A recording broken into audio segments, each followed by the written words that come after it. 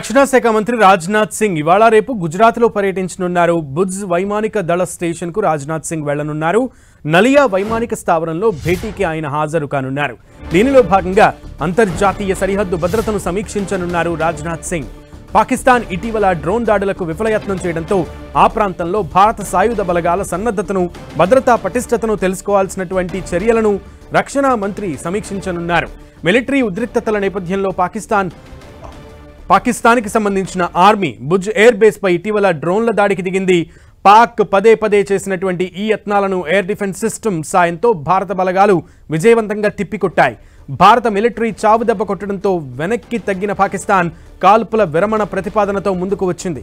భుజ్లోని రుద్రమాత air force station భారత వాయుసేనకు కీలకంగా ఉంది. ఇక్కడ సివిలియన్ భుజ్ ఎయిర్పోర్ట్తో రన్వేను వాయుసేన పంచుకుంటోంది. ఇవాళ రేపు రాజ్నాథ్ సింగ్ కేంద్ర రక్షణ శాఖ మంత్రి గుజరాత్ పర్యటనకు సంబంధించి పూర్తి సమాచారం మా ప్రతినిధి గోపిని అడిగి తెలుసుకుందాం. గోపి,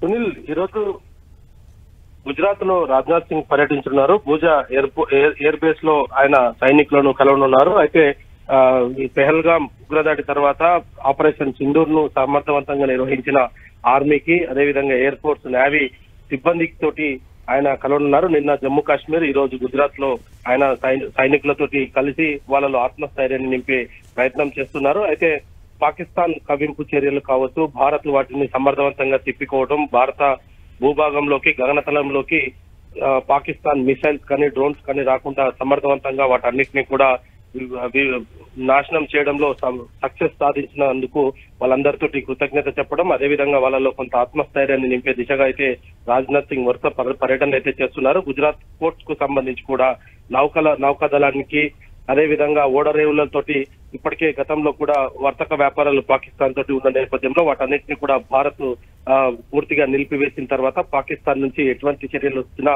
వాటిని సమర్థవంతంగా నేవీ అధికారులు కూడా ఎప్పటికప్పుడు ధీటుగా ఎదుర్కోవడం జరుగుతుంది. వీటన్నిటిపైన కూడా ఆయన సైనికులతోటి కలిసి వాళ్ళకు కృతజ్ఞతలు చెప్తూనే వాళ్ళలో కొంత ఆత్మస్థైర్యాన్ని నింపే ప్రయత్నం అయితే చేస్తున్నారని చెప్పొచ్చు. ఈ రోజు రేపు కూడా ఆయన గుజరాత్ లోనే పర్యటించే అవకాశాలు అయితే కనపడుతున్నాయి. ముఖ్యంగా భుజ్ ఎయిర్ ఫోర్స్ స్టేషన్ ఏదైతే ఉందో అది ఎయిర్ బేస్ అనేది సివిలియన్స్ తో పంచుకుంటున్నటువంటి పరిస్థితి ఉంది. సో అది చాలా కీలకంగా ఉన్నటువంటి సిచ్యువేషన్ ఉంది. దీంతో తీసుకోవాల్సిన పాకిస్తాన్ ఒకవేళ మరొకసారి దుందుడుకు చర్యలు తీసుకుంటే కనుక తీసుకోవాల్సిన చర్యలకు సంబంధించి సమీక్ష జరిగే అవకాశం ఉందా?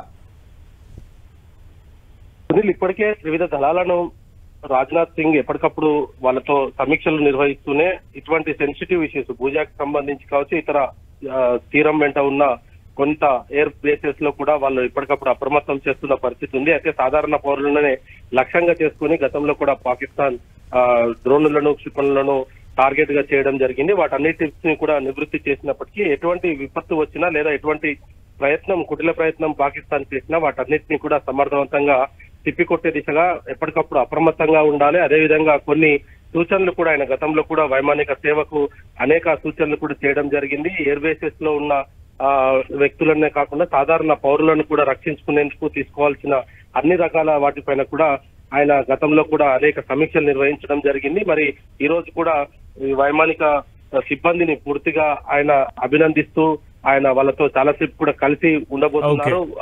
ఆపరేషన్స్ కి సంబంధించి ఏ విధంగా ముందుకు వెళ్లారన్న దానిపైన కూడా ఆయన సైనికులతోటి ముచ్చటించే అవకాశాలు కనపడుతున్నాయి. సునీల్, ఓకే గోపి.